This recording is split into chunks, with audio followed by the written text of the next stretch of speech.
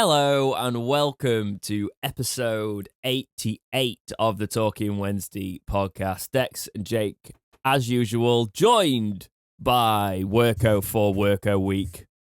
The fact he goes by Worko means we can call it Worko Week whenever he's on, and it'll be an odd week. Hello, Jack. You all right? We'll start with you. Yeah, I'm doing all right, man. How are you? How are you guys? It's early. Very early. We're doing this this podcast early morning before the match has even been played on the Saturday, because we're basically, none of us are available next week. So we can't do a podcast if we don't do it now. So what's going to happen is these boys are going to watch the match and report back after that. So there will be a cut in this where I have to go to work later on. So these boys are going to watch the match. I will watch it. Well, I'm sure I will watch the score come through as I always do and go, what's going on? Or is it going to be 0-0 for ages? I hate doing that. Honestly, it's one of the worst things about when you work on a match day, just watching the score come through and not really knowing what's happening. But these boys Twitter will football, I call it. Yeah, these boys will feed back. But Jake, how's your week been, mate? Not been a great week, actually. I managed to have a rather nasty seizure Tuesday or Wednesday night, and I managed to land my entire body weight on my arm, and my arm is absolutely jacked up at the minute. So not great, not what you want when you're going to be going to have a booster on Sunday. But apart from that, everything's going well. I just keep breaking myself, and I don't recommend it. I love how I talk to you all the time, and I didn't even know this week. And then you say it on the podcast, you're like, oh yeah. It's like that time you landed on a fork, was it, or something? Yeah. I think we talked about that on the podcast. We did. Landed on a, yeah. I just massively landed on it, twisted my arm, and then when I came to, hyperextended it, trying to figure out what I'd done, and then have my little one going, oh, Daddy broke himself again, and ran off laughing. So, kids. Fair. And before we do say any of it, yes, I am wearing my 70s specs this morning because it's morning. And you're going to start singing Imagine soon.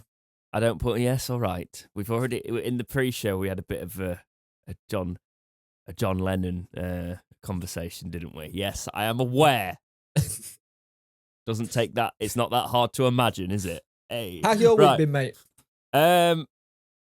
This week, there's been a lot of traveling. Next week's there's gonna be a lot of traveling. I didn't have a day off this week, so the illness has fairly subsided. I'm still not 100%, but I didn't have to. The pain has gone from the face now, so that was the main thing. It lasted a while, but then I could finally stop taking painkillers after a few days, and I was like, oh, good. I've not become Prince. Also, congratulations on how the FIFA series going. You're doing really well at the minute. Yeah, it is, but I'm really in this position now where I don't know how. I've got the next episode ready to go, and I don't know whether I'm going to post it today, as in the day we're recording this podcast, or tomorrow, but after that, I've not got anything, and I'm not around. I'm not in my. I've not got my recording gear with me on Monday. I do on Tuesday, but then when I've edited it, I might have it late, and it's one of those where I don't know. I'm trying to keep the episodes fairly regular, but it is trickier with the recording schedule. Well, it's more when I'm trying to include people's comments. If I can sit and record like 3 or 4 episodes back to back, that's a different thing. But when I know I've got a transfer window or something, I have to do it a little bit differently. But yeah. They're taking ages, by the way. I forgot how much, when I used to do this as a student and I did it properly and committed, how long they bloody take. They take ages. But yes, thank you for the support on that. Yeah. Jack, anything to add about your week? You kind of gave it away.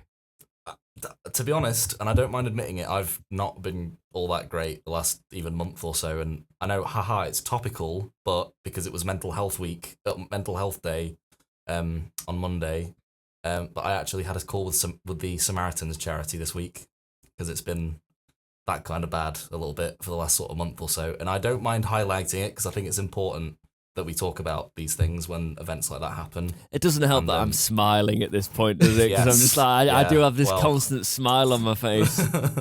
I don't want to downplay the importance of that, Karen. You've been calling Samaritans, what an idiot. No, I'm kidding. By the way, don't cancel Dex, please. He's very pro mental health and talking about it. But yeah, it's been a bit of a crappy couple of months up here.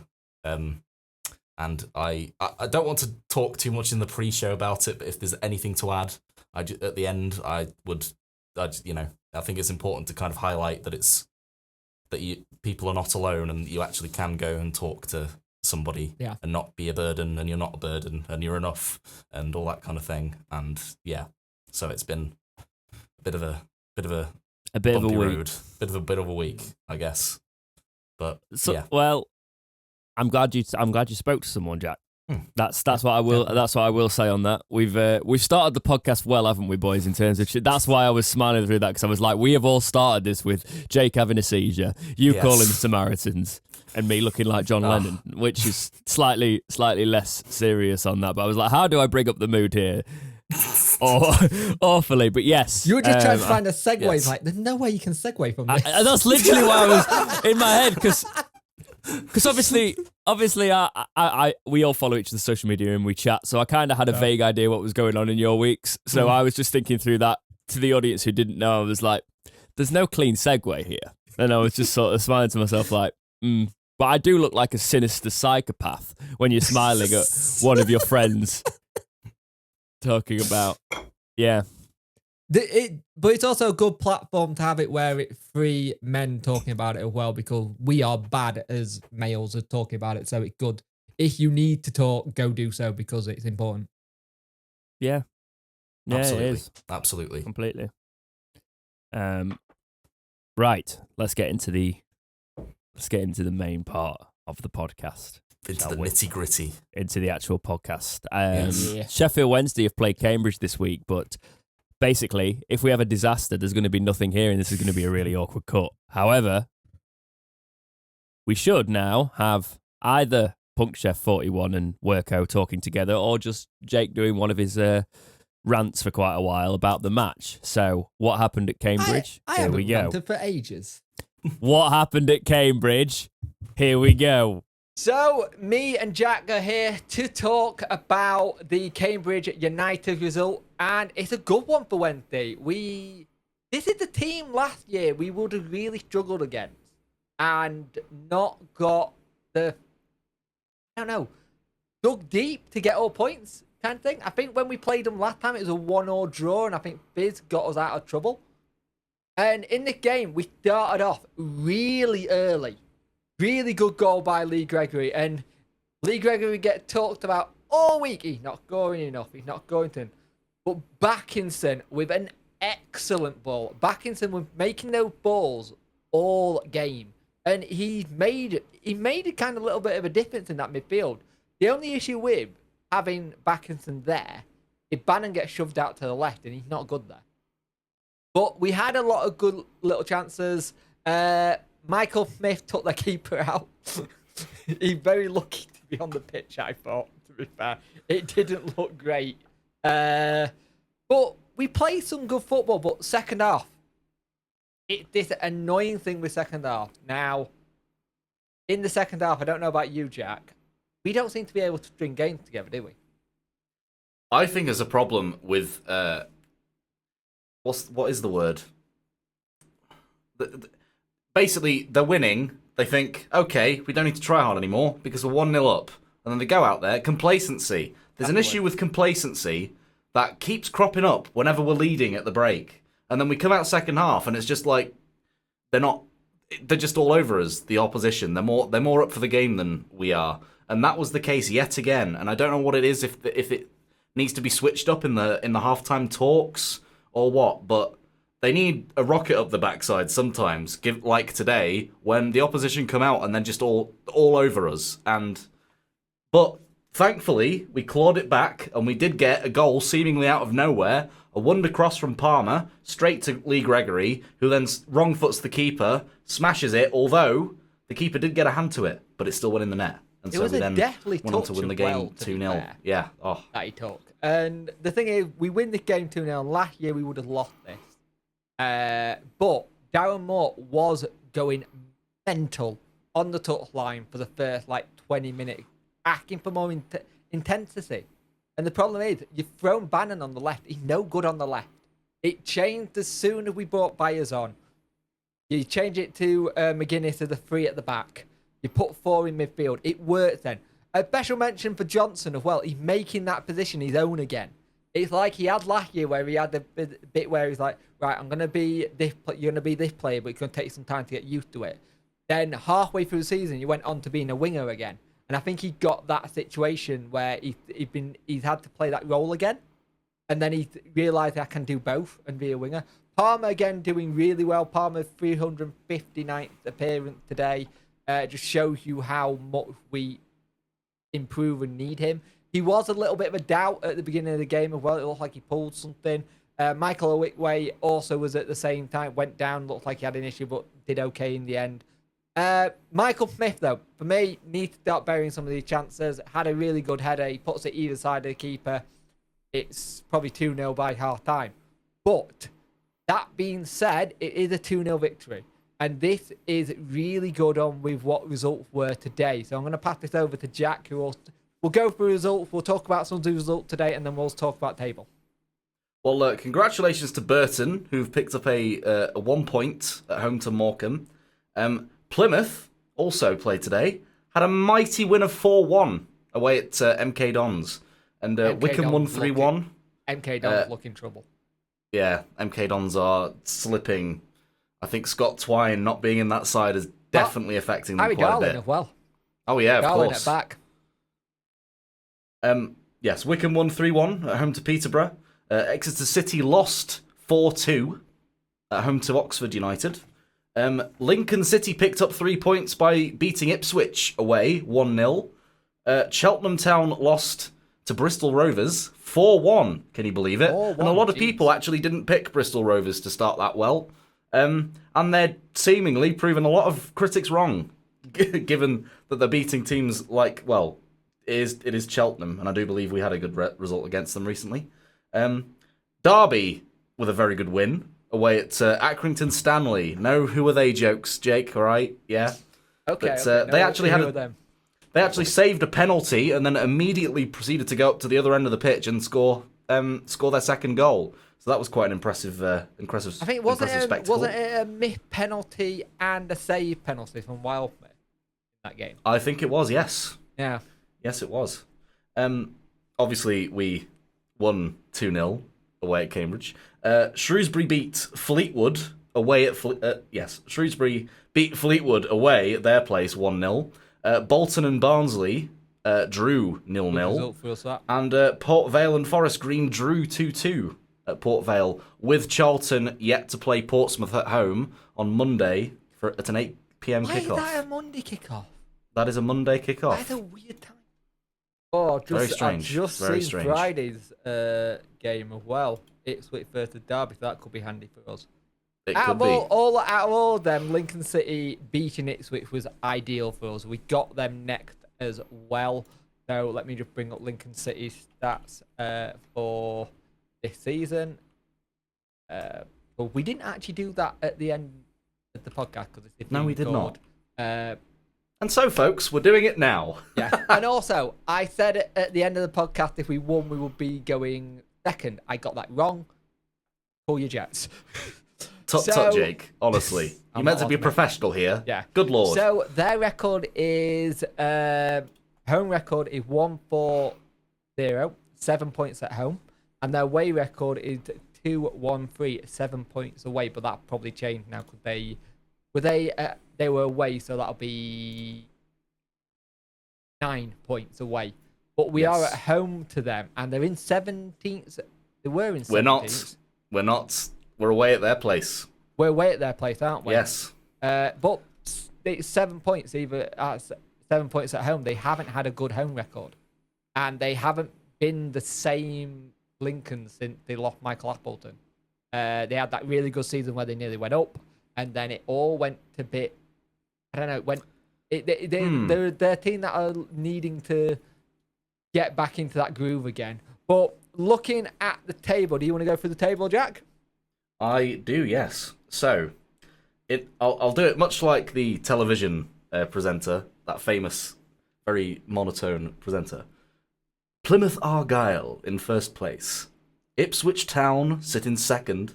Sheffield Wednesday sit in third. Portsmouth are in fourth. Peterborough are in fifth. Barnsley sit at sixth. Bolton are at seventh. Drawing on points, actually, with Barnsley. Shrewsbury Town in eighth. Derby County in ninth. Exeter City 10th. Bristol Rovers 11th. Wycombe Wanderers 12th. Lincoln City 13th. Charlton Athletic 14th. Fleetwood Town 15th. Port Vale 16th. Accrington Stanley 17th. Cambridge United in 18th. Oxford United in 19th. Cheltenham in 20th. Forest Green in 21st. MK Dons 22nd. Burton Albion 23rd. And at the bottom, we have Morecambe in 24th place. Now, the interesting thing about the top, so Plymouth are getting away with it here. They're on 14 goal difference as well. I said recently they need to score more. Well, they did that today. It's a point between us and Ipswich. Portsmouth, Plymouth on 22 points, and Barnsley and Bolton are on 21. With and Shrewsbury on 21. With Derby on 20. It's gonna be tight again. It's going to be a very, very tight season. The big one for me, when Plymouth eventually lose at home, that'll be where I think it'll be interesting there. But that is your result for it. That is the match review. So we'll take you back to Dex, myself, and Jack to talk about the rest of the podcast. So we'll see you there. Wow! I can't believe we won 7-5. Shucks, guys, what a result! What a win! Yes! Oh, we can't defend for Toffee. This is poor. I really like how all the players came out in leggings for some reason and decided that they were going to do a halftime show like in American sports. With all the pom-poms. Yeah, cheerleaders. Yeah, it was mental, really, wasn't it? Oh, yeah. 100%. Hey, Liam Palmer had a great time in net. He found his position now. He's a goalkeeper. Yes. Yeah. Well, he's going to become that journeyman player now. Go anywhere, do anything for the team, sort of thing. I didn't see the Big P hat trick coming along. He really stuck him in there, didn't he? Right. Let's get into the news. We'll do the League One roundup and we'll do a bit of an extender one. They might have even done that in that section. I don't know. Now I'm thinking about it. Yes, they can 100% do that when all the results come in. So you've done the League One review. Let's get in to the news. This is from The Star. Sheffield Wednesday complete deal for highly rated youth international, former Man City man. This is Pierce Charles, basically. So that was the headline. Reading from the article, it says the following. The former Man City prospect who joined Wednesday in July last year, having been released by the Premier League Giants, has made a huge impression in the short time at S6 and is outlined as a one to watch in the Owls Academy. The youngster has spent a great deal of time training with Wednesday's senior setup, most notably when he was invited on their pre-season training camp to Portugal this summer, and even spent time with the Northern Ireland seniors during the international break. The interesting thing that I want to read out is it's not actually in this article, but I did read somewhere. So we've got this article as the jumping off point, but I did read how he's talking about the experience with Stockdale and Dawson being really important to him.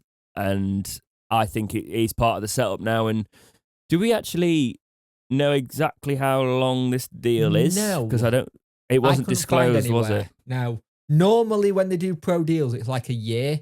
But I'm wondering if they've gone down the same route they did with Cadamartri. Because I think Cadamartri's is like a 4-year deal. So I'm wondering if we've gone down the same kind of lines because we rate him that highly. Well, he looks like he's our number 3, isn't he? He's in the keeping setup. And I'm actually glad we've done this because it's just a sign of us trying to cement our younger players to the club. especially when there's interest and they're starting to do well. This is how academies should work, rather than getting absolutely shafted on it. Jack, young prospects, Charles here. What you think? I think it's a definite a positive move for the future. I mean, I know if you were following on social media the youth team's results, it hasn't been great as of late, but it's in that I think it's in that turbulent turnaround period when they're finding their footing. Now it's been set up into this new way that Darren's got it sort of organised and what he wants to do in the future with it. But I do think it's a lot more positive than just signing someone because they've done. Like, say, I see this as more positive as signing a big name that's done it before in a transfer window that, like literally to name examples that we've signed that are exactly like that. Why is the name gone from my head completely as soon as the Swiss international that played for Watford? Abdi. Alman Abdi. Perfect example. How could you forget that I don't Sheffield know. Wednesday legend? That's Sheffield Wednesday legend, Alman Abdi, that played like 3 times and scored 1 screamer at Nottingham Forest, I know. Oh, I did say, I think I've told this story on the podcast before, but Abdi, I once saw him walking down the stairs near the Don, and I was like, I recognise you. Why do I recognise you? Because he was just in civvies, because he never played. And I was like, why do I recognise you? As I was walking, staring at him, and then I realised he was the player that we'd spent a lot of money on and he'd never actually really played. Yeah. Who was the other one that we got on a free? And David Jones. He played 1 game. Oh, He's no. like ex-AC Milan defender. And he plays like 1 game. Emmanuelson. That's it. Yeah, he played 1 game. It was like last game of the season. It's like, oh, well done. And he actually played out of his skin as well, didn't he? He did Like, as it was well. mental. It was how Well, he needed how a good he was. contract. Yeah. He needed a contract. Without a contract, he did what most out-of-contract players do, play well. Will you sign me? He's only played once. No. It was like when you do a FIFA career and you don't really care about realism that time, where we were just like sign all these free agents that are just they've got a good rating or stats or something somewhere and bring them into the club. But in terms of Charles, I think we just need to be like Katamari. We're doing the right things with these highly rated players. We've had it all too well where these players come back to bite us because we don't do it properly. And using your academy, it's got to be one of the assets. I've said it time and time again. United's academy, for example, has been very good in the past, and it's literally on our doorstep. So you'd think we need to be ramping that up. But I'm telling you now, we've got to make sure we get the younger generation into Wednesday, because their plastic time in the Prem has meant a lot more. I've seen a lot more United shirts emerge. Absolutely. In the last couple of years. So we need to. The interesting thing with Pierce, right, is if, say, Dawson goes to Rotherham in January because it's the old link up with the old Exeter manager, he may go in for him because he worked well under him when he was there. Does he get booted up to like number 2? Or step in number 3 kind of thing? Because it's David Stockdale, Dawson, and Luke Jackson at the minute are your first teamers. I could see that, to be honest. I could see. I could definitely see Dawson. It'd be weird for Dawson to go to Rotherham as a Wednesday fan, but it's the manager link up, isn't it? But I could see that happening, and then I don't think he'll buy him, or would he? Would he buy him? Because that was when I'd be like, Rotherham don't have enough money to give us anything that would be worth us selling Dawson. Do you know what I mean? Because they're not going to give us they're not going to give us a mill for him, are they? And I probably, to be honest, for Dawson with his young age, I would ask for about that. Yeah, like he's got 2 years left. $1.5 million, something like that. Yeah, that's what I'd think as well. Yeah, especially when Jake. Yeah. Yes, we're all doing it again. We're doing it again. Go on, Jake. Has he got like 2 years or a year left? Was it 2024 he signed till? That sounds. So if that's the case, he got a year left. So we probably are starting to looking at another keeper to the replacement. And well, also Stockdale's not going to be a long-term keeper, is he? No. So we need a new number 1, and we need to decide who that's going to be. So, and I think the way Darren Moore plays now, he needs a keeper that can distribute well. So he needs, arguably, I'd want a younger player who's been. I would try and get someone who has been at a Prem club, who is slightly younger, who has been doing all the training with the sweeper keepers. Do you know? I couldn't give you a name right now, for example, but you don't want you don't want a Bailey Peacock Farrell, because played for Burnley where they don't necessarily use that system. But a younger keeper that's been around, I don't know, like Liverpool, Man City style, you know, those players that those younger keepers are training with those keepers, and they are not training from a young age like a traditional keeper. They are training to play out from the back. That is what is required of them, which is actually, if you think about it, is Charles. Yeah. However, now he is training with two keepers that are more stoppers. So, and he's still young, so he would have been very young when he did that distribution. I've not really seen Charles play that much. I've seen but like, I'd like to see him properly play and see how good he is with his feet. Because if he thinks from that approach, I'd like to think because he's really young, he can really focus on that now, because that's the way the game's obviously going, and be an extra defender as well, basically. You know what I mean, with the playing out from the back, if we're going to do that. Because if we are going to do that, it needs to be of a higher quality at the lower leagues, because it's terrible. It is dreadful, and it gives me palpitations. But yes, I would probably say examples that I could think of. There's a guy called Mark Travers at Bournemouth that plays a lot like that. You can tell I've been playing Football Manager recently. Yeah, no, that's why I'm smiling. There's that Mark Travers guy at Bournemouth. There's also Freddie Woodman, the highly rated Newcastle one. I think he's signed somewhere permanently, hasn't he? In the Championship, or is that a loan? Again, because I know he was at Swansea. But then, don't laugh at the name, because it is his name. Jamie Cumming in MK Dons. You already prefaced me. You know, I would say. Hang on, did you just say in MK Dons?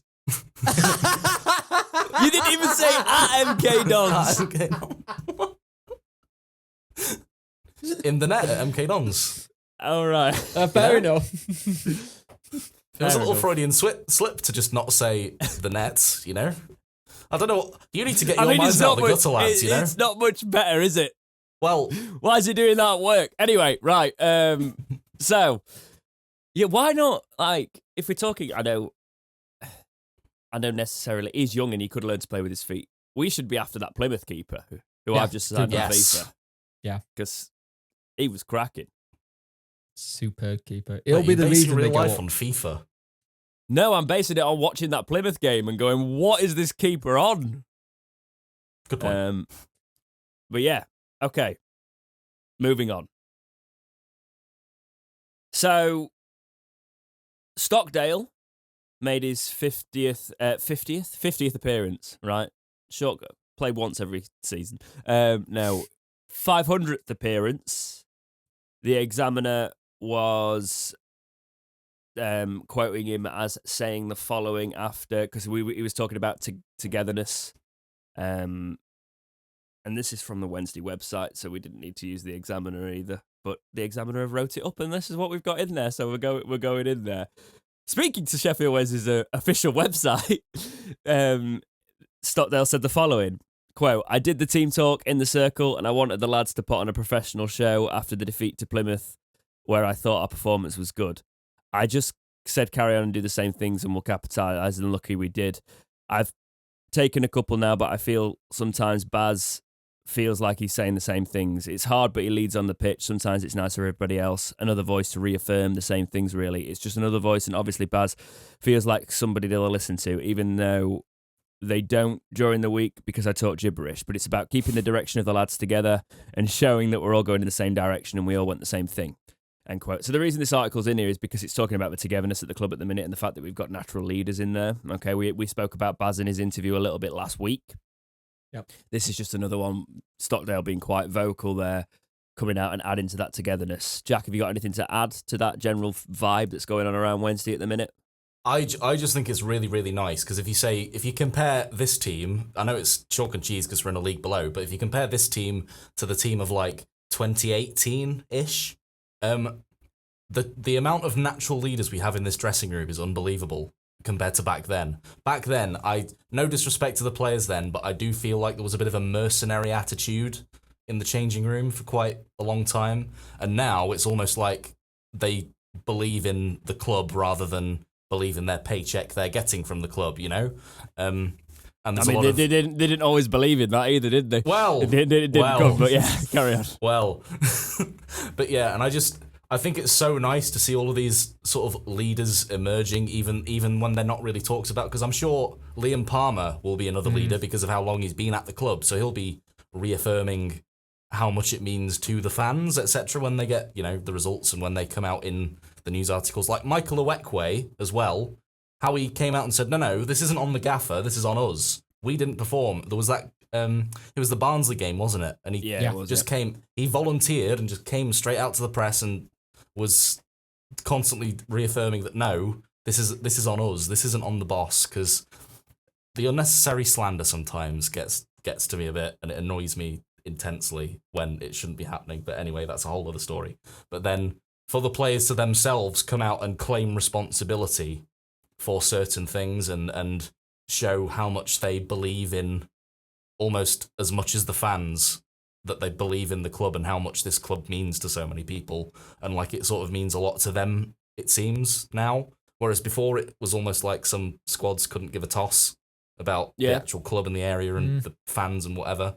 And it makes me all warm and fuzzy that there's so many nice things that the players are coming out and being, like the togetherness feels as though it's extending to the fans as well as just the group of players and the staff at the club. It's like, it feels like the fans are part of it again and not just seen as customers or, I don't know, external, that they don't really matter that much. Do you know what I mean? Do you know what I'm trying to... No, I get what you mean, 100%. What warm and fuzzy, Jake? Is that the route you'd go down with this?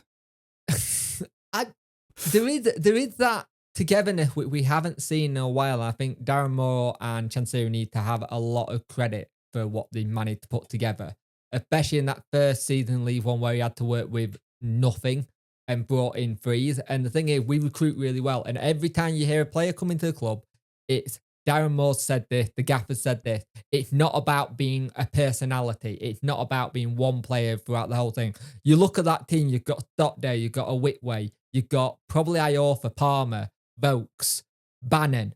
They're your leaders. And up top, you could probably say Windass now because he's starting to go into that role of someone that people will go up to and look up to. So the likes of someone like a Wilt coming into the team who, from Hull fans, said he was a bit of a egotistical, he was a bit all for him.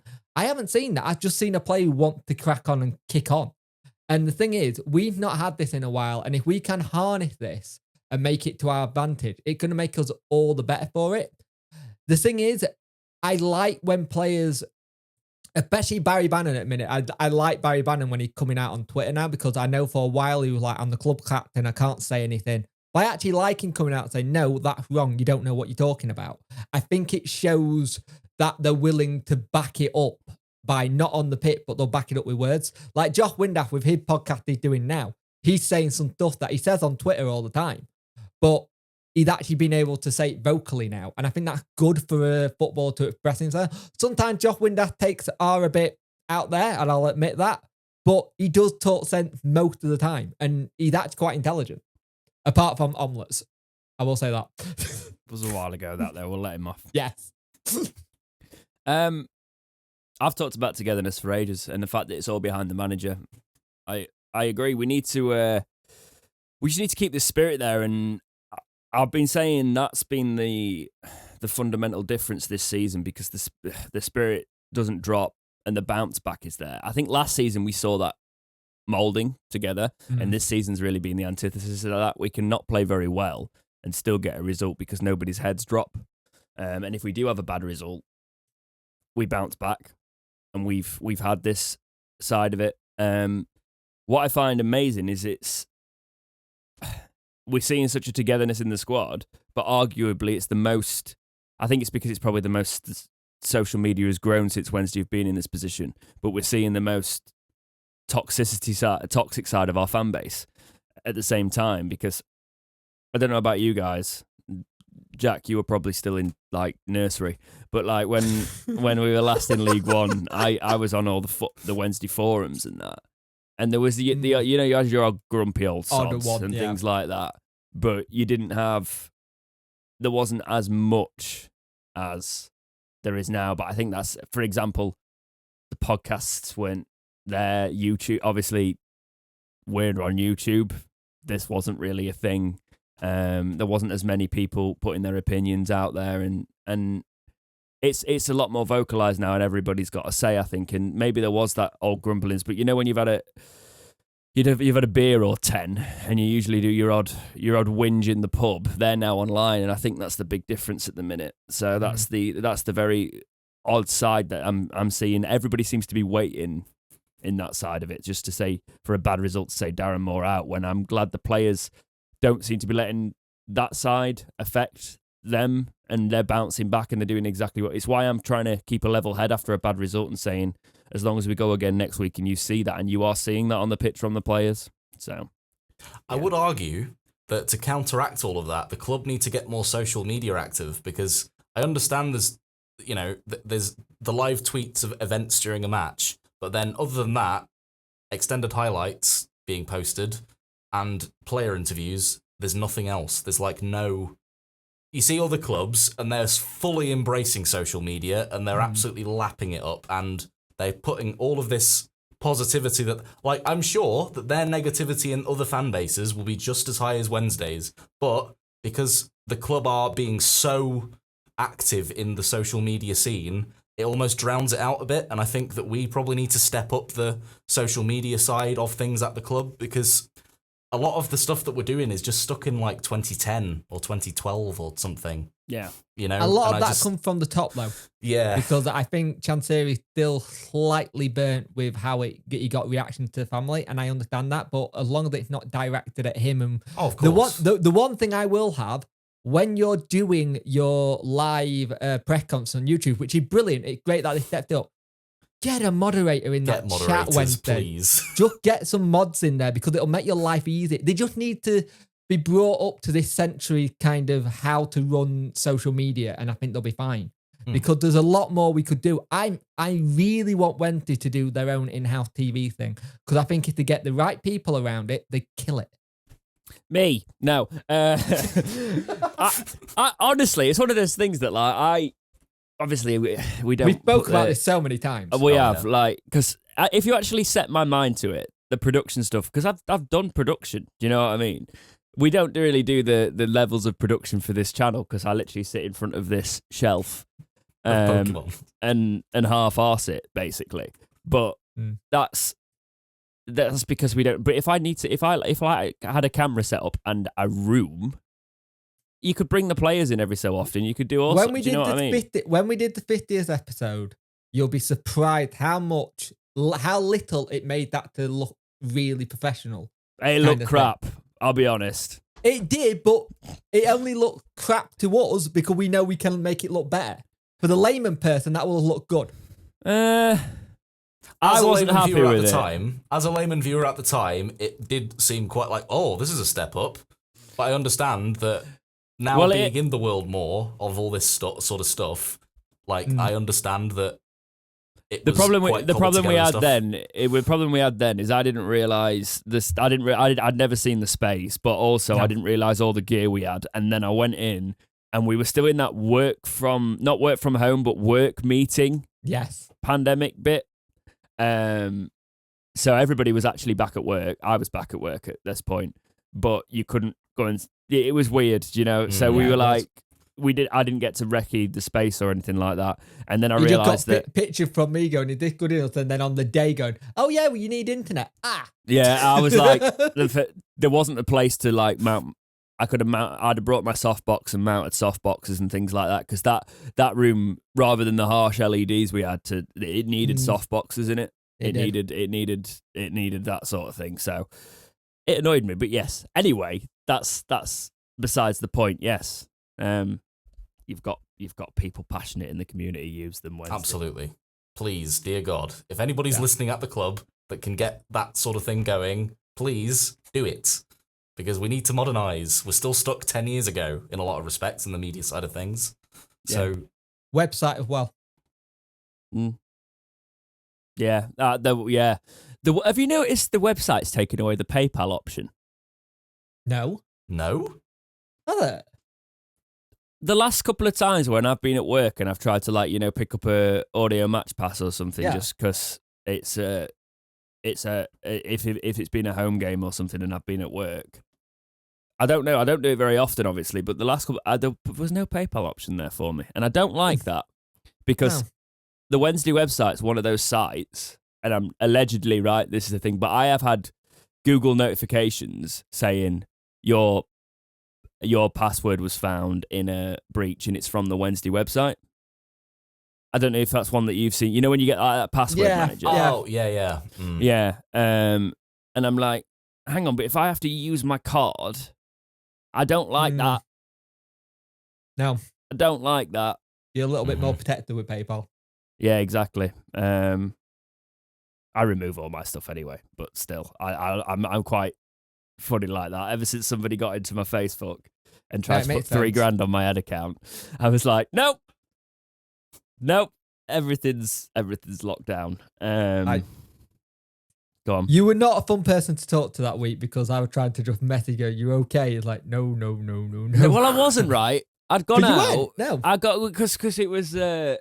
Me and Sophia got back into Pokemon Go massively, so it was like, it was an event or something on that, and we'd gone out for like a good sort of like few mile walk while we went and did it, and we had a lovely morning, and then I sort of like just briefly checked my emails in the middle of the day, and I was like, your ad account, your ad has been approved. Your ad has been approved. And I was like, what? And then I looked and it was like promoting Spanish music somewhere or something. So clearly, basically, these dodgy companies that advertise that they can get you a load of plays, do that by hacking Facebook accounts that have got, and then chancing that they've got an ad account linked to them, and then your immediate response was, "We need to go home now." Again, pretty much, it was, and it was pay. The good thing is though, it was PayPal, so PayPal can shut it down immediately, which is why I trust PayPal more than most things, because even before Facebook responded, there was no way they were going to get any money from me. Do you know what I mean? Because the ad account obviously takes a while anyway. It takes a couple of weeks for the money to come out. So, but yes, there was that was tense. That wasn't a fun time. But anyway, right, this is a controversial topic, right? And it is for quite a few people. But I don't know. I've got some thoughts on this one. This headline is from The Athletic. EFL takes step towards ending 3 p.m. blackout with TV bid request. Quote, the EFL has moved towards lifting England's traditional 3 p.m. television blackout. It has issued a request for proposals for broadcast rights from 2024-2025 when its agreement with Sky Sports expires. An EFL statement on Wednesday said, quote, rights for all 1,891 matches across the League, EFL Cup and EFL Trophy, and all end-of-season playoff matches are available for prospective bidders. This would include 3 p.m. Saturday games, which are currently subject to a blackout in the United Kingdom. The blackout, which was implemented in the early 1960s, was designed to protect attendances in the lower leagues. It is implemented by UEFA through Article 48 of their statutes, and at the request of England's Football Association. Only England, Scotland and Montenegro have a blackout in place. Any move by the EFL to lift the blackout as part of their broadcast rights could lead to the Premier League being able to broadcast 3 p.m. games in the UK, as the restriction is a blanket ban rather than league-specific. The EFL Chief Commercial Officer Ben Wright said, with 54% of the UK's population watching EFL football on the television each year and a global audience of more than 400 million, it's an exciting time to be going to market for the league's broadcast rights. Whilst the appetite for the EFL Football remains stronger than ever. We want to grow this audience further. We are inviting proposals from organisations that can enhance and develop a league's offering, taking a new innovative approach to how people consume EFL content. End quote. There's a bit more in the article, but this is a big one. I've got a lot to say on this, but as always, I'm going to pass it across to our host. Jake, what are your thoughts on this? I have a theory on this one because last season, the Wrexham owners were wanting to broadcast their games and they got told no. And they're looking like they're probably going to go up next season. And I wonder if there's a strong thing from them going, look, we want to take it all in-house. We want to do this. This is how we can generate more money for the club. Now, in terms of, it will generate more money for club because they'll either do some sort of pay-per-view option or it'll get sold off to a Netflix or an Amazon. I think it's the right call, but you're going to have to do it smartly. So you don't put your big games on. You don't put a Steel City Derby on as a pay-per-view. You make it that you have to have a ticket for it or something. I've got to interject there. Go on. They usually put that on Sky, so what's the difference? True. But there's certain games you're going to want to have more seats there then that you can sell. Sorry, I know I'm doing this. We're talking seats, playing devil's advocate. The ground's still always full. That's true. I mean, I guess it's because we're from a club with a big fan base. If you haven't got a big fan base, it's that thing where you might have people like, Rain, I don't want to go today. I've always seen the 3 p.m. blackout. I understood it, but in this day and age, it goes back to what we were talking about earlier about modernising football. This is something that needs to be modernised. We are the only place that does it. I think the whole lockdown situation opened our eye to what we could actually do and actually generate money. I'd be interested. It wasn't in this year's account, was it, that showed the actual money we made from it? Was it? You're asking me to remember things in the morning, Jake. That's not going to happen. You've both done it to me today. I can't remember if it was in this year's accounts, last year's accounts, or it'll be in this year's account. So it'd be interesting to see what we actually made from iFollow. Because I think we take 70% of that, or 75%. And if we can generate that money in, as well as seats, surely it's a good thing. Yeah. Jack? I completely agree. I think it was... I think Sky Sports have abused that a little bit. And if you think about it, it's going to be good for everybody because obviously Sky, if we're talking real world logistics right now, Sky Television is getting more and more expensive to have per month. Or the cost of living is going up per month. Not everybody. I can imagine a lot of people will be cancelling their Sky subscription and just going to Freeview and going to the traditional kind of telegraph channels, whatever.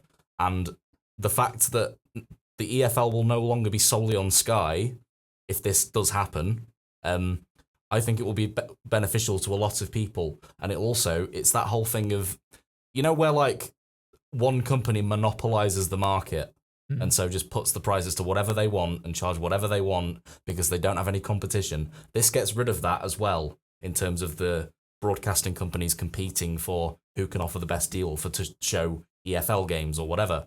And with how big the audience is both domestically and internationally, that's going to be fantastic, and fans will benefit the most from this. And like Jake said, it modernizes the game. People aren't bothered about this blackout anymore. It's not.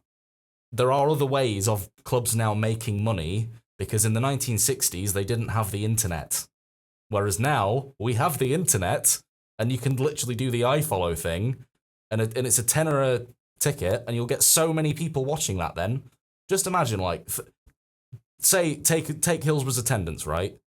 10 times 38,000 or whatever it is. That's 380 grand, right?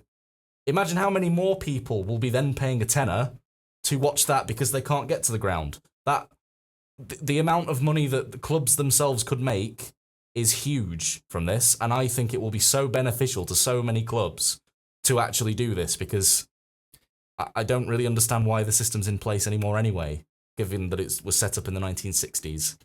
The argument is it will be for the smaller clubs without the fan bases that rely on that. Okay, and I get that. It's a tricky one. potentially you go the difficult thing is this has to be blanket. The ideal thing would be like clubs can opt out of it. You know what I mean? And then certain clubs, like your clubs that rely on their gate, they still get that because they get people in there. But I've always had the mindset that this isn't going to affect much, right? If you are really into your club, this isn't going to change. It's like if a match is on telly and you still want to go, you still go. You know, a lot of people don't just not go because it's on the TV. However, there is a lot more draw, in my opinion, for people who wouldn't be going anyway, but then, I've got a tenner and I've got a few hours, or I could catch like 70 minutes of the match before I have to go and do something. You know, I will do that. That sort of thing.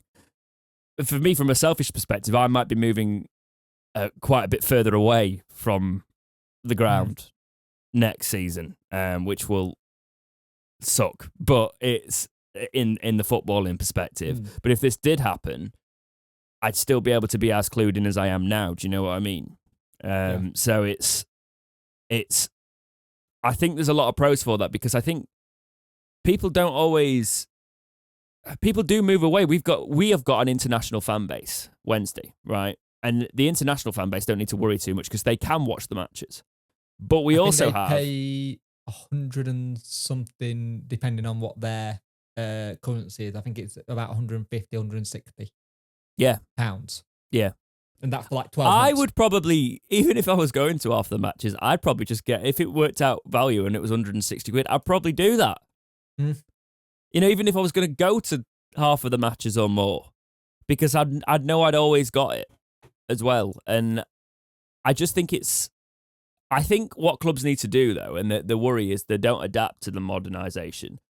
You would actually bring more of an audience in, because can you imagine, I hate to use this as an example, but people who've got bets on and things like that would also watch certain things. People who are trying to create certain narratives or are interested in certain teams and certain matches, they can jump in for certain fixtures. There's an argument for clubs bringing it in-house.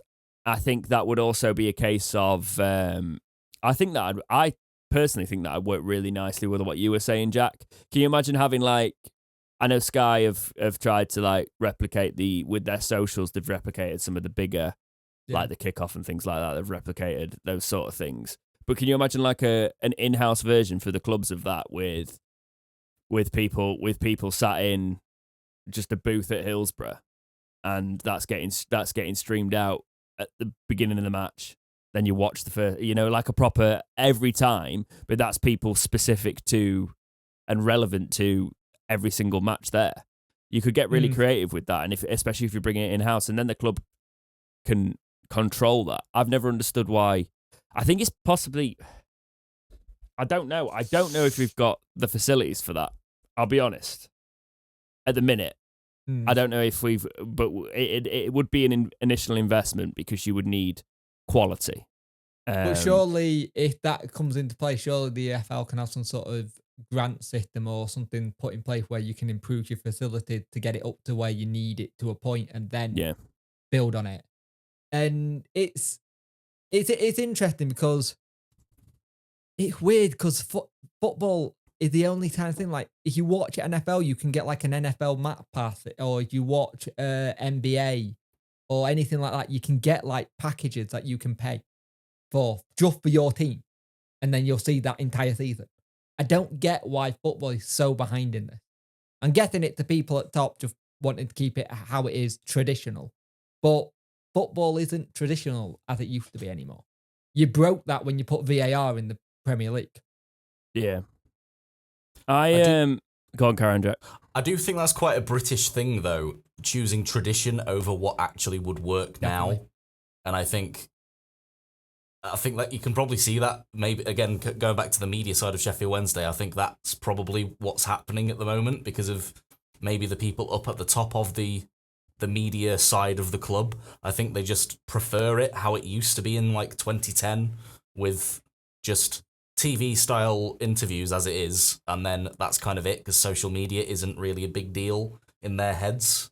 But if you actually look at the modern world now, social media is colossal. Like, just we're on a form of social media right now doing this podcast to so many thousand people, right? And I hope it's that many. It depends on the week. It depends on the week. It can be.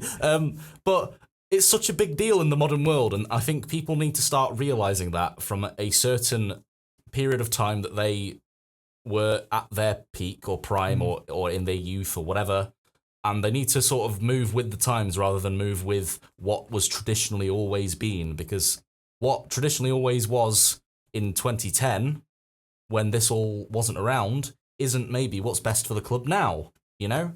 Like, it's, for example, it's that whole thing as well to reflect the attitude. It's how proud Sheffield Wednesday are of the North Stand being the first cantilever stand, but everybody's got one of those now.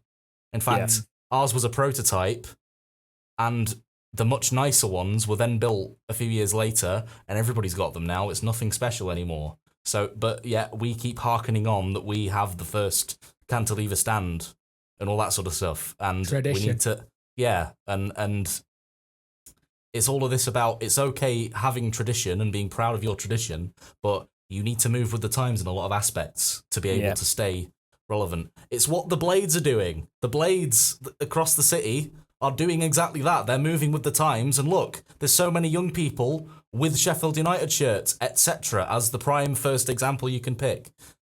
There's not many people walking around with Wednesday shirts outside of Hillsborough or North Sheffield. I disagree. You know? But I know what you mean. There is still a lot of Wednesday fans. I know what you mean. There is more popping up, but I disagree. I know what you mean, The last time we were to the front force on anything like that with Twitter, we were one of the first club to use Twitter, and then we just went down. We didn't do anything else. Pioneer with it, Yeah, I think we're trying to move in that right direction, you know, involving local, but we do get a bit too niche sometimes, and we need to be a bit broader. We need to be a bit broader. We need to be a little bit more savvy on that side. I think if you were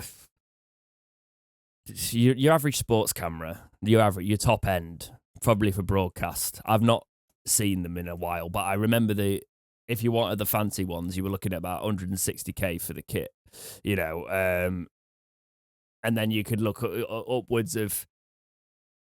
It all depends on what you'd get, but I reckon if you're gonna get multiple and then bring you're not looking at more than $1 million to set a club up. And if you're a club the size of Wednesday, you think of it's money. It's obviously a lot of money, but you'd be able to do a proper broadcast job there. You know, it's just doing that across it's 72 million, isn't it? Yeah. If you're looking, and once again, as well, from the practical financial standpoint, because all of this work would be happening on the stadium and not actually to the club. It's a stadium job.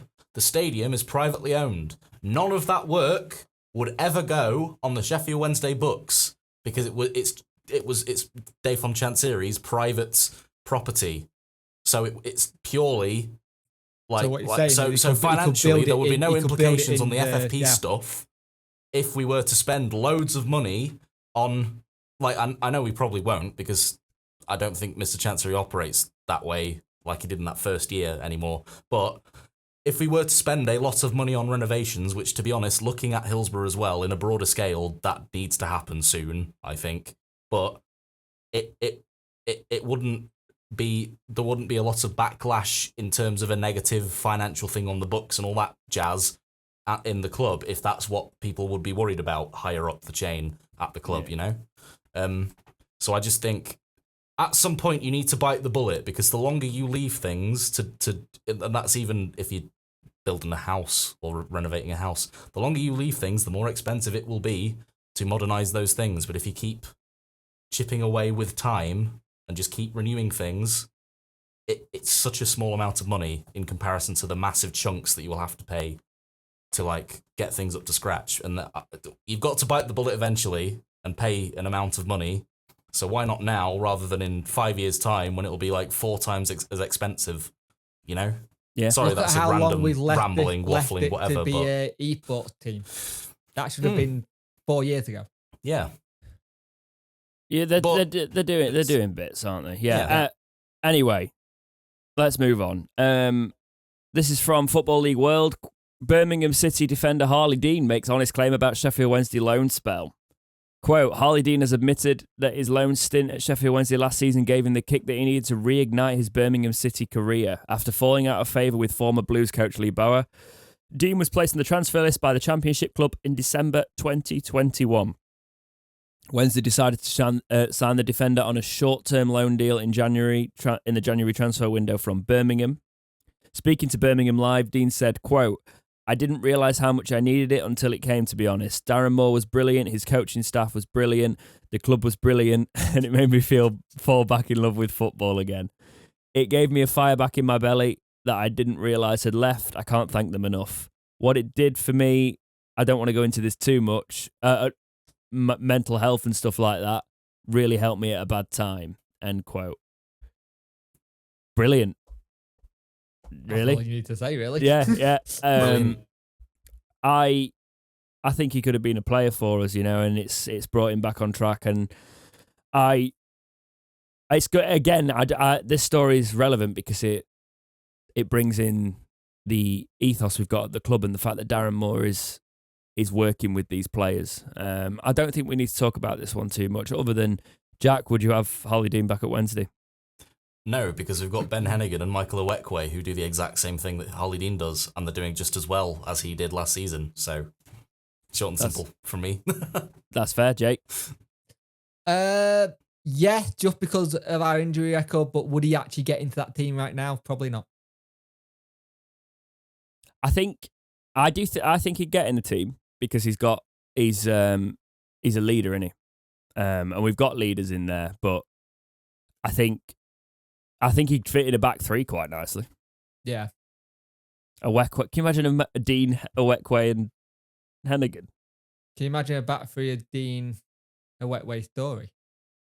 If we could have got Story. Yeah, but then again, we've got McGuinness, and when he's fit, he's a great player. We're doing well with these loans. Story and McGuinness in consecutive seasons. Players you're like, what?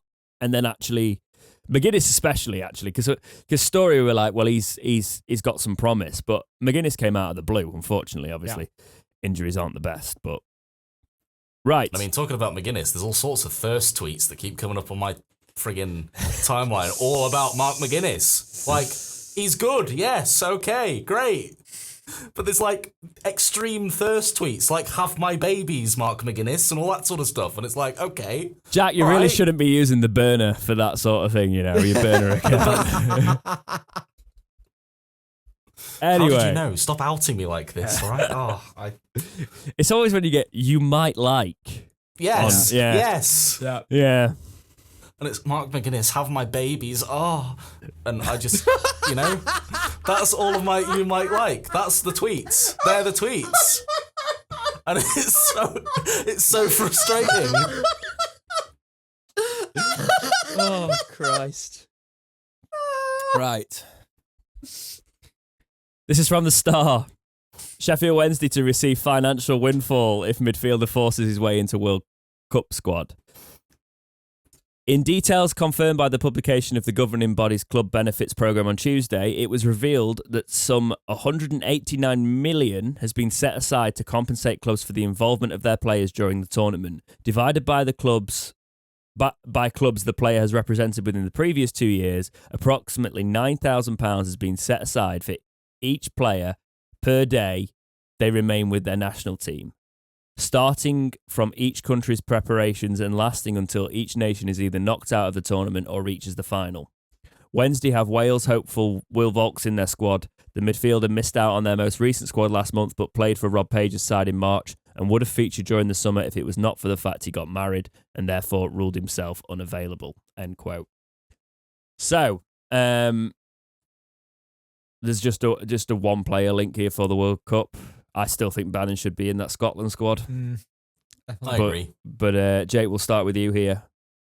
It would be interesting if he did get called up. He's starting to have that form again where he could definitely get called up and do something. And a financial benefit of how long ever Wales will be in the competition would be great.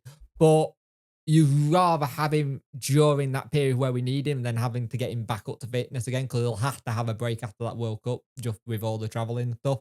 I'd rather him didn't get called up, but if there's a financial gain there, then brilliant. Jack? I kind of agree. I mean, it's nice to sort of not have Barry Bannon, as much as he probably wants to play for his country. It's kind of nice to not have him doing that because it benefits us, really. Like, Yeah, it's true. just, but on the front of the financial compensation for the international games, it wouldn't really go to us anyway. For Will Vaulks, it'd go to Cardiff because that's where he was when he had the Wales appearances. So we wouldn't benefit really at all from that. Right, you're not going then.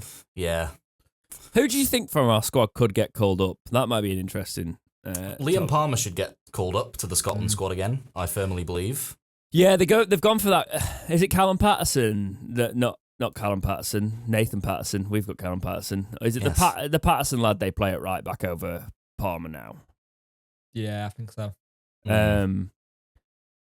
I actually think with Palmer's it's League One though. They won't want to, if they can. Scotland will have this thing where they won't want to take League One players to the World Cup. Yeah. However, Palmer's played out of his skin this season. And I think he's an older head now, and he's got experience in that squad. And I think he'd fit in well. He's always done well when he's played for Scotland as well. He's never actually seemed out of place or anything like that, or lesser than like Andy Robertson at the other side of the back four for Scotland. I think he's fit in quite well, to be honest, and I'm shocked that he kind of... Well, it's like Bannon, isn't it? Because Bannon's in League One, they won't be caught dead saying, we're calling up a League One player, because they know that all the England lot will be making them a laughingstock. You can only get League One players. Ha ha ha, what a crap team, The one that I would have thought, if they had qualified Nigeria, you would have probably seen Fitzer go. I don't think he's quite ready yet for it. Just thinking about that. We've had they sometimes get young players in just so they've got the bodies. What do you mean? So they don't decide to declare for England? Is what you're saying? Yes, basically, yes. Yeah, it's a bit like hasn't Dom Iorfa declared for Nigeria? Yes, he has. Is it Nigeria? I think he's Nigeria. I think his dad used to play for him. Yeah. Let's Google this before we seem like ignorant people. Carry on. Because I know for the longest time he was declared for England, and then suddenly he made the switch while he was at Sheffield Wednesday, I think. Well, it's like Pearce we were just talking about. The England setup are now looking at him for the England team, but that's why he's been called up so early by Northern Ireland. Not been capped though, has he? No, that's the thing. They need to, if they want him, they need to cap him. And they need to cap him in a competitive fixture. Yeah, I could see what you mean by Nigeria just basically going, I tell you what, let's take all these players to a World Cup, and it doesn't matter how we do, they're just all now Nigerian players because they've been capped in a...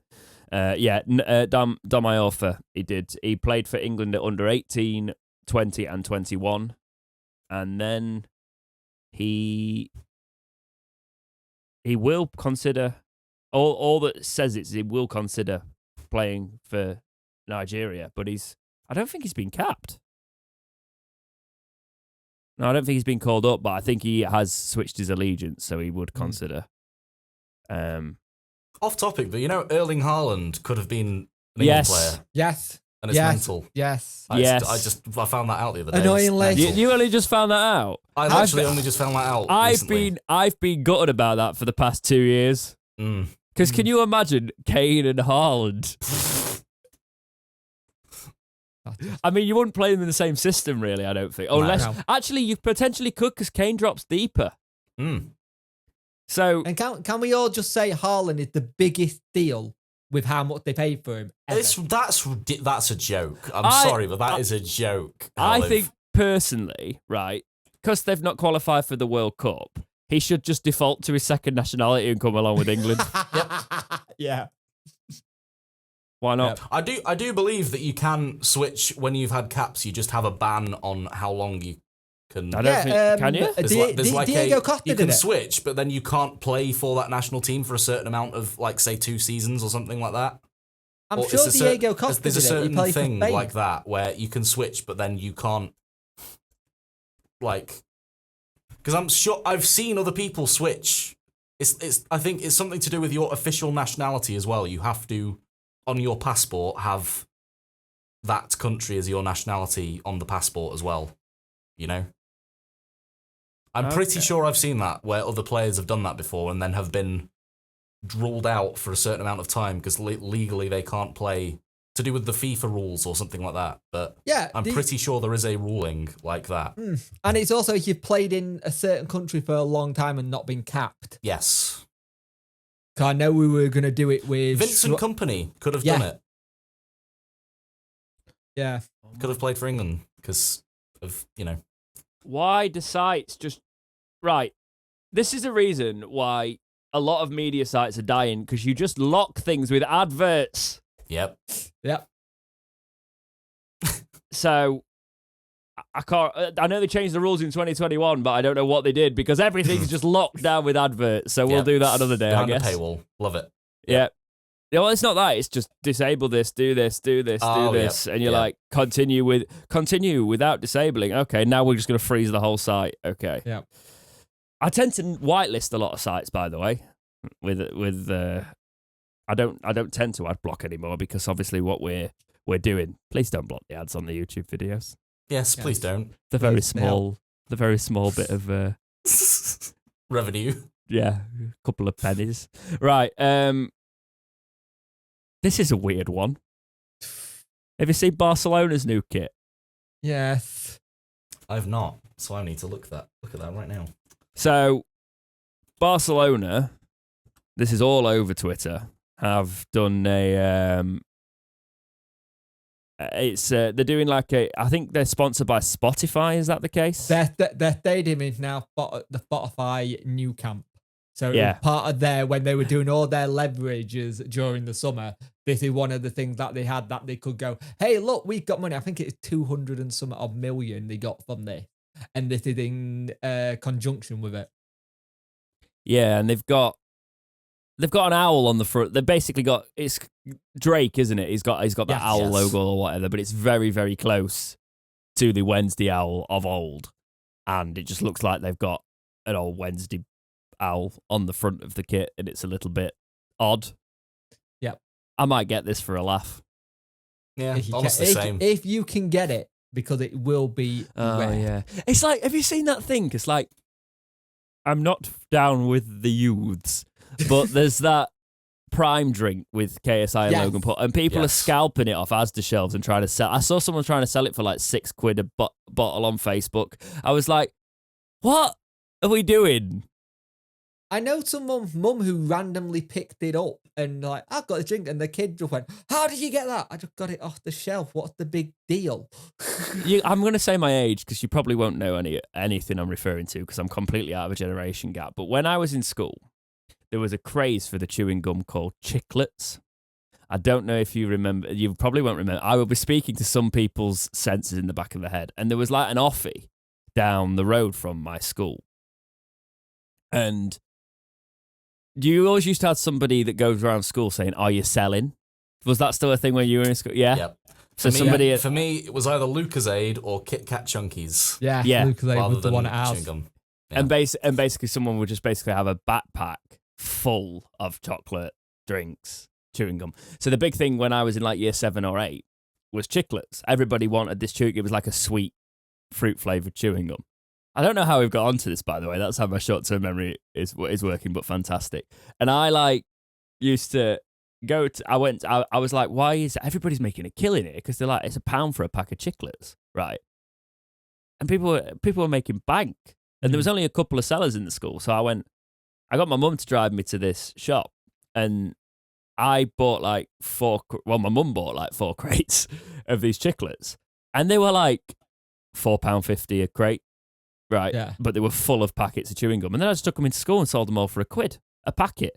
I mean, an absolute bank, right? We had a lad at school who mum and dad constantly went to cash and carry because they had like a restaurant. Yeah, I miss those days. My mum used to get one through something she ran when I was a kid. Yeah, he used to come in, and he just come in with his big bag. And at the end of the year, teacher said, how much you made this year? And he told him, and teacher said, I need to quit. I'm self-employed. I'm not. I'm employed, but I also do some self-employed work. So technically, I'm mainly employed. but I do self-employed work on top. So technically, is there a way I can swing that to get into a cash and carry? Probably could actually. Yeah. Yeah. Interesting. We will see. But yeah, back to this shirt. Next Weird. episode, he How did got that get a van. onto? I don't know. How did that go from a Barcelona that's what I was shirt just trying to chiclets? think. What? That's what I was trying to think. The shirts. We were talking about how the shirts are going to be rare. Yes, scalp, and how yeah. they'll That's be how we got it, scalped. scalping. Yep. There we go. Interesting one, this. Headlines from the Examiner. Sheffield Wednesday, quote, pulled out, end quote, of deal to sign Sam Cosgrove in January. Sheffield Wednesday reportedly pulled out of a deal to sign Birmingham City forward Sam Cosgrove in January on transfer deadline day. Journalist Alan Nixon has claimed that the Owls pulled out of an agreement to sign Cosgrove during the winter and also turned down a second chance to sign him in the summer. The report added that the deal fell through at the last minute as after Darren Moore opted against signing another forward following the arrival of loan signing Tyrese John Jules from Arsenal. Cosgrove joined Birmingham from Aberdeen in January 2021, but struggled for playing time during his first 6 months at St Andrews. He was loaned to Shrewsbury Town and AFC Wimbledon, respectively, but he's enjoyed limited success last season. However, the 25-year-old has been a key figure at Plymouth Argyle since arriving on a season-long loan in the summer. Cosgrove netted twice in his debut in a 3-2 win at Derby County and has scored in 3 straight victories to extend his tally to 5 goals in 8 games. End quote. Tyrese John Jules. Jack. Right. Jack first place. Go on. But Wait, go on. are you saying that he actually played for us? What? Who's he? I This know. is a joke, by the way. I fully remember him. Okay, I'm being satirical because he made was it one appearance and then he got injured and then had to go back to Arsenal? Did he even come on? He I'm pretty came sure on he for came on and then that's how he got injured think he and came then on that's for why he then went back to Arsenal. 75th minute and then he went back to Arsenal. Yes, because the injury was too bad to deal with in-house and him to say, yes, I'm coming back a couple of months later or something. And then he just went back to Arsenal. I was like, okay, so we pulled out of it. But can I just address, by the way, I say Jamie Cumming at MK Dons earlier, and it's hilarious. I was hoping you'd gloss over this. And then you put emphasis on Sheffield Wednesday pulling out. Okay. Right. Why is it when Okay. there's 3 of us on here, it turns into a men's club for we're like teenage boys? But anyway, I think look, there'll be slip-ups like this in the recruitment, and we need it happens, right? It used to happen all the time. Now it happens once in a blue moon. You know, we need to still accept that there might be some slip-ups of going for the wrong player, potentially, because what was my funny mind, there? my mind's just fully in the gutter. Please carry on. Oh, right, Please carry okay. on. Just carry on. So composure. So I just think it's a slip up that we need to kind of not look too much into, and just accept. Okay, we could have signed a player that's doing well now. It's the story of the century for Sheffield Wednesday, because we could have signed James Tarkowski and we didn't back in the Championship, and other stories like that are constantly cropping up along the timeline of Sheffield Wednesday's recruitment history, and this is just another one. And I don't think we need to look too much into it, other than, oh dear, it happens. Many other clubs, I'm sure, will be thinking the same about certain players, and this is just one that's made the public eye, I guess. Do you feel the same, Jake? I wanted him back in 2021. I remember doing the video. Yeah. I remember saying, let's get this play. He's really good. And I got flat because he's Scottish. He'll be like Stevie May again. And I got all the this. flat. And I remember going, no, I think he'll be a good player. I'm annoyed by this one because I wanted him back then. And I did a video on it this week, and people who were like, he's a good player. I think he's now found the right club for him. But the interesting thing is, Birmingham City manager has turned around and said, if he keeps doing well, they will recall him in January.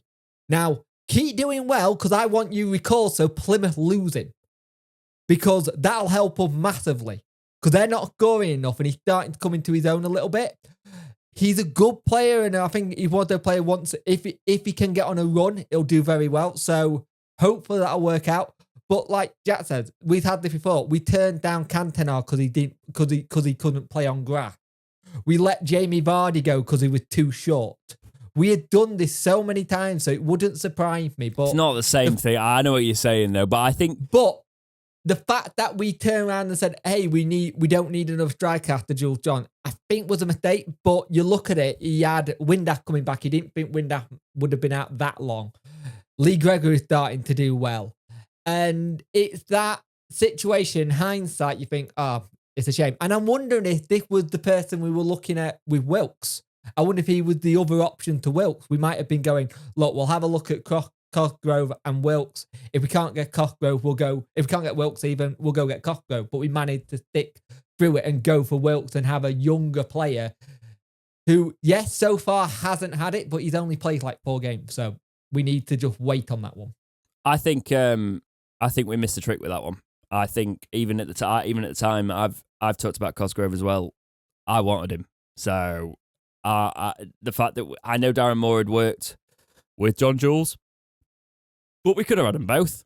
You know, with our injury luck, the more the merrier, to be honest, because then at least one of them might stay fit. But it happens. He's obviously having a good season this season. Let's see what happens with him. So there's been a lot of talk coming out about Darren Moore improving players and the likes of that. I don't really think we need to talk about that specifically. We've talked a lot about morale and things like that, but there's more of a specific Darren Moore improving players aspect to the club at the minute as well. And what's he going to get out of older players? I think he'll develop the likes of Barry Bannon even more. This is the one thing I do want to talk about on that aspect, actually. He's sort of made a promise to all the players that he'll improve them, and people are going, how can you improve like an older veteran player such as Barry Bannon? But I think Barry Bannon's playing out of his skin, so arguably you could say he's found that he's moved him as well on the pitch, so that's possibly how he's done it. Any thoughts, Jake? Look at Barry Bannon, the season where he was yelling at Wildsmith, to Barry Bannon now. He's a different kind of leader, and I think that's what he needed. He's still vocal and he's still quite shouty at referee, but he's not doing it at players now. There's more of, you follow me, lead by example. I think that's where he got better. And on the footballing side, his positional sense is a little bit shifted. He got a better vision. And there's not much you can improve on Barry Bannon, but the fact that Darren Moore has managed to shows you how good of a coach he is. Yeah. Jack? Too many J's. I would actually sort of highlight that before, Barry Bannon was always at his best when he wasn't the focal point of the team. And now if you look, he's playing out of his skin, and you could argue he is the focal point of the team. And so there's that aspect of it, because he always worked better, say, harping back all the way to under Carlos, when he was just a cog in the machine and everybody around him was playing just as well. That's when he was at his best at the time. And then you shift to a system where he's like the anchor man that he was being played at for some reason. He didn't play anywhere near as well. And now if you look, he's somewhat of the key figure, and everybody talks him up to be the key figure and everything.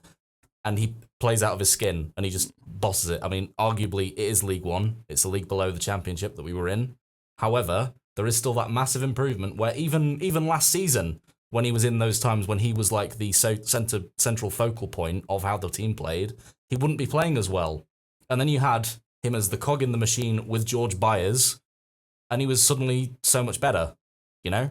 And so I think that aspect of it is of him being at an advanced age in footballing terms, because he's only 33, like he's not an old man. But why is it that we always talk about football players like in the early 30s as being old men? It makes me feel, coming towards my later 20s, it makes me feel a bit sick. Yeah, it's you know what I mean? But like he's not even old, and yet everybody talks about him like he's some old crockpot that's in a retirement home, and it's just weird. But cheers, lads. I'm 35 tomorrow. But being a veteran on the field, and then suddenly having this improvement in him, it just shows that what a good coach Darren Moore is if he's getting this out of his players at that age, and he's still improving them at that age. Can we just say also, most of what we're saying is they're probably fitter than we would have ever been in their mid-30s. But carry on. Yes, I totally agree. And I think that's another thing that he's improved as well, is the actual fitness regime and how fit. Like, he wants these players to run through absolute brick walls for him, whereas other managers might not have been doing that and just sort of said, "Oh, you know what to do to get fit. Go and do it." Whereas I think Darren Moore's implemented this really strict, like double, triple sessions even over the summer for the pre-season and all that sort of thing to get the lads to be like 3 times as fit as any other team in the league is, or that sort of attitude. I know there's probably other teams that have done that as well, but when we had the first loss aspect of it. When we had the first loss this season, he put double sessions on that last week. But that wasn't because of the first loss. That was already planned because they had a week and no games. And I wonder if he's done the same this time. It does seem like when we have a week where we don't have midweek game, we put more training sessions on. And that can only benefit us in our stamina, our fitness, in everything. Because I think the more coaching he can do, and especially now he's brought in more coaches, it can benefit us. Yeah. A couple of potential fixture changes. So the Star raised the fact that King Charles's coronation is going to be on the last day of the season against Derby, so that's probably getting moved, which is great. There'll be no football that weekend, will there, because of it? No. They'll either put it early Friday or Thursday, or they'll just delay it by a week. No comment. I would argue. I would argue this is a once in several decade event versus a football game fixture that happens every single year without fail. Yep.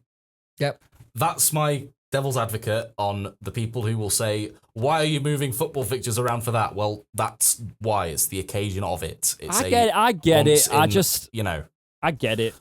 get it. I get the flag waving. I'm just like, does everything have to move every time? Every time?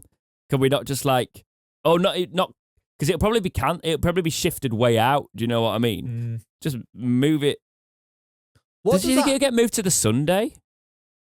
I think it will be off for the whole weekend, but I'm thinking, what would that do to the playoff picture? Like playoff That's games? what I'm saying, because I don't care if it's moved to the Sunday specifically. But also, isn't there something where we're meant to also get another bank holiday and we're not going to get that now because it's on a Saturday? Yes.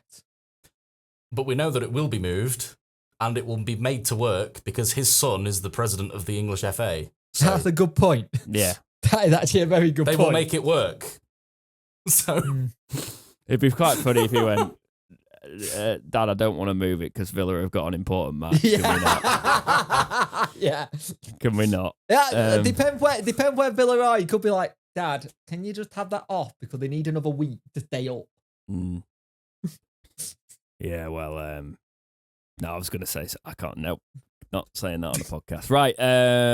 The Derby fixture Derby again. Yeah, the other Derby fixture will now kick off at 12:30 rather than originally scheduled on 3 p.m. This is the one on the Saturday, the 3rd of December, which means now I can't watch any of it, which is fantastic. But it happens. So blame Derby. There you go. Yeah, the kickoff time has been moved to factor in a potential clash with England playing in the 2022 FIFA World Cup. Hopefully I'll be able to catch a bit of that. I was going to catch that's it. It's like if we get to the knockout stages, isn't it?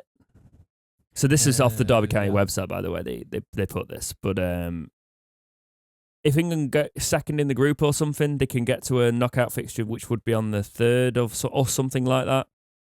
Right. Realistically, do you see that? I don't know, mate. At the current rate of this England setup. All I was doing is, because when they put the World Cup here, I was just looking and going, please don't be working here. I can't get into this World Cup. I can't get into this World Cup because I don't agree with where it's been held. I don't agree with the time it's being played. Yeah, it's just doing my head in. Yeah, it's quite... I remember talking about time. Yeah, I don't... Also, for the record, I agree. But I just remember when I was in school and it was the African World Cup was it South Africa it was in 2010.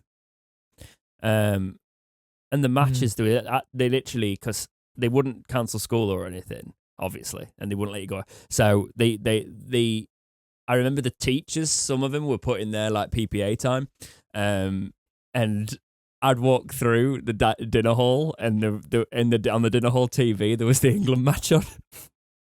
I remember when it was the Japanese World Cup, and the head teacher said, "We're stopping lessons. You're watching it. You're all in the hall. You're watching it. Done." Yeah. And then I remember everyone like, "Why did we watch that?" Because it was that bloody free kick. We just need to. I don't know. I know you say it is our national sport, really, isn't it? That's why it's one thing that should be stopped. I do believe things should stop for football. I don't think things should stop for other sports, and that is my bias in there, isn't it? So I guess that's the argument for everything. Why do we stop it? And we didn't specifically stop everything for the women's game either. So no, there is that side of it. But I looked at the fixture. I think I can watch most of the group stage games because I was looking at my work schedule. I think I can watch most of them. Because I know we were talking the summer, you were like, I can't watch any of these because it's in December. Yeah, and so you managed to see what you might be able to get away with. Yeah, and I think if for some reason we did get to the World Cup final, when is it? The 18th. I can watch that. It's Sunday as well. So it also feels very weird that I understand the Premier League and the Championship being called off, but then we've got our game to go as well. Because I'd had some people go, "Oh, I'm doing a World Cup." Like they're like, I'm a League One team. I can't do any of these. I've still got fixtures, and I think our fixture. What is our fixture like in December this season? I know November we hardly got any games. Oh talk about God! Sorry. No, so I can't watch. No, why have they put England on at 1:00 on a Monday? I know it's in a different country, but our kickoff game, I can't watch that. Amazing. For the audio listeners, Dex has just put his thumb up in a satirical, happy fashion to the camera. I'm going to do this again just so you all know, just so you're all aware. So yeah, England versus Iran 1 p.m. on a Monday, November 21st. Can't watch that. Fantastic. I love the sudden realization. Looking at going, oh no. England versus the USA, Friday, 7:00. Oh, I'll catch the second half if I'm lucky, because Friday's my long day. I work for 12 hours on a Friday. So that's that. Wow. This ain't going to be a World Cup for me, guys. This is what's irked so many people with when it's being put on and everything. Not just the ethical side of it all is just way bigger of a thing, clearly. But this is all another little part about why it's so strange that it is where it is. You know? Yeah. It would also appear that some of the stadiums are based off. Is it the royalty there or whatever? Because looking at the stadium names. Yeah. I can watch Wales versus England. Hey. Oh, yes. What time's that one? Tuesday, November 29th. Kickoff 7 p.m. I can watch that one. And then we get into December. Have we got any that clash with the time of recording podcasts? Probably, but we'll sort that out. Cool. So yeah, that's when because your round of 16 is on Saturday the 3rd, which is what we were just talking about there. Sunday the 4th, Monday the 5th, December the 6th. Quarterfinals, December the 9th, December 10th, December 13th December 13th is when the semi-finals start. Then the 13th, 14th, and 17th. No, 17th is the third place playoff, sorry. So semi-finals will be on the December 13th and 14th. It's on a Tuesday and a Wednesday at 7 p.m. So they're good times. So if England do go all the way, I'll be able to watch the semi-finals and the final for Oh, we sure. can So, sit there in our England-themed question. Santa hats. A question for both of you. While they How do you sweat think the World in the Cup- Qatari sun.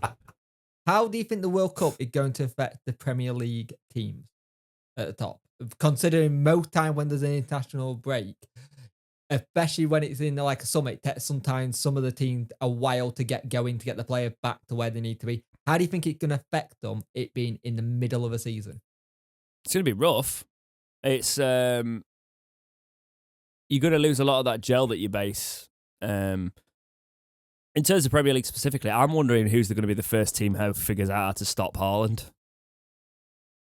Yeah. Yeah, I'm wondering when that's going to happen and when he stops being a gold mine in fantasy league. But yeah, I think it's gonna take a specific break. But yes, it affects Wednesday because the derby fixture's been Yes. moved. But yes, I think we're going to end it there, lads. That is all I've got this week for this episode of Talking Wednesday. Jack, you're going to start us off on anything to add this week? Yeah. I just wanted to talk a little bit more about the whole mental health thing, and it was Mental Health Day on the Monday of the week. Well, the 11th. How do you feel about 10th. us having a day for it? Because I'm uncomfortable with it. I think my controversial view is it's a day to make a lot of people look good on social media. That's why I'm Because uncomfortable with it. That's why I'm I think if you actually were bothered, you would keep talking to your friends, keep talking to your loved ones, keep open to people talking to you, and you don't just post something on social media that has no, here's where you can act. You see, a lot of people sort of post, oh, I'm thinking of you, or it's okay to talk, but they don't actually then go, you can talk to me, to their actual people that they know. Yeah. Or they don't say, here's Mind Charity, or all of these other, or here's the Samaritans helpline number. Or they don't actually spread the places people can get help. They just sort of say, I'm supporting people with mental health problems. For or me, whatever, everything to draws look into good. this And sort of vapid It's like searching. Yes. Yeah, it's You like know. a good badge of honor. Look at me, I've done good today. Exactly. I've supported this. They're my likes, my 100 likes for the day. I can stop. What I'd like to And- add to that is we should always just be vigilant of it. Okay, Yeah. you should Yes. always be looking out for your mates. Okay, and it It's shouldn't be- okay to not be okay. Yes, that line gets said a lot. I think we've got this thing in society at the minute where we overdo things, and we start to lose how important something is. The great thing on the opposite side with mental health is the more it is talked about is fantastic. What I have an issue with is people weaponizing it, because it's actually harder for the people who genuinely suffer when it's weaponized.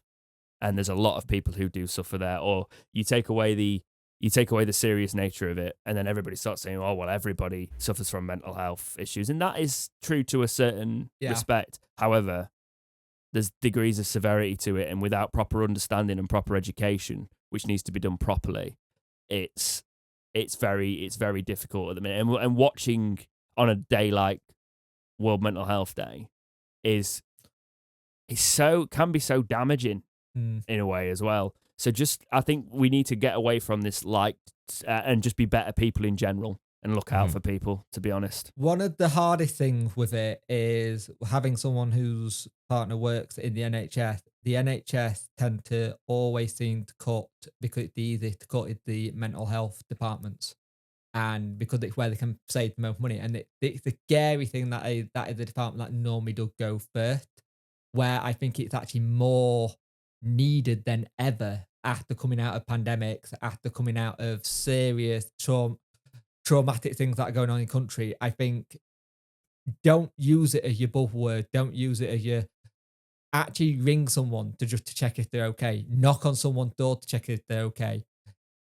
That phone call, that knock on the door will make them feel 10 times better that someone just gives a damn.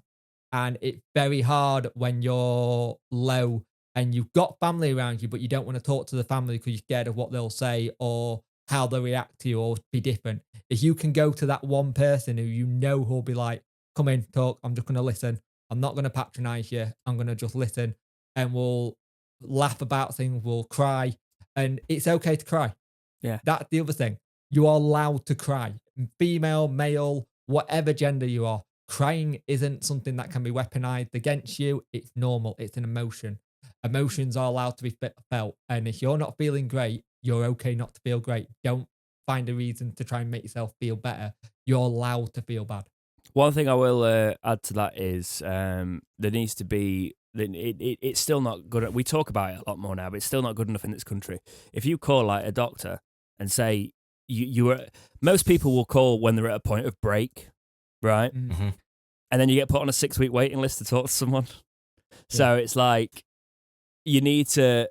It's almost like you need to you plan for it before it happens. You know, it's basically all I'm going to do to wrap this up, so we don't go down a rabbit hole, is just be better with it. And if you do need help, as we were talking about Samaritan line, I've got the line here. It's 116-123.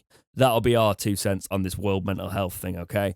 But it shouldn't be a day for that. It should be just looking out for everybody, okay, and looking after yourselves. Jake, anything to add on a more positive note before we end today? We're going to hopefully have 3 points, and we're going to be sitting second if the results go our way. Fantastic. That's it for this week's episode of the Talking Wednesday podcast. Thank you to Jack and Jake for joining us. It's always a laugh when it's all of us, and it will happen more frequently, as we have said previously. But until next time, take care of yourselves, and we will see you in the next episode of Talking Wednesday. See ya.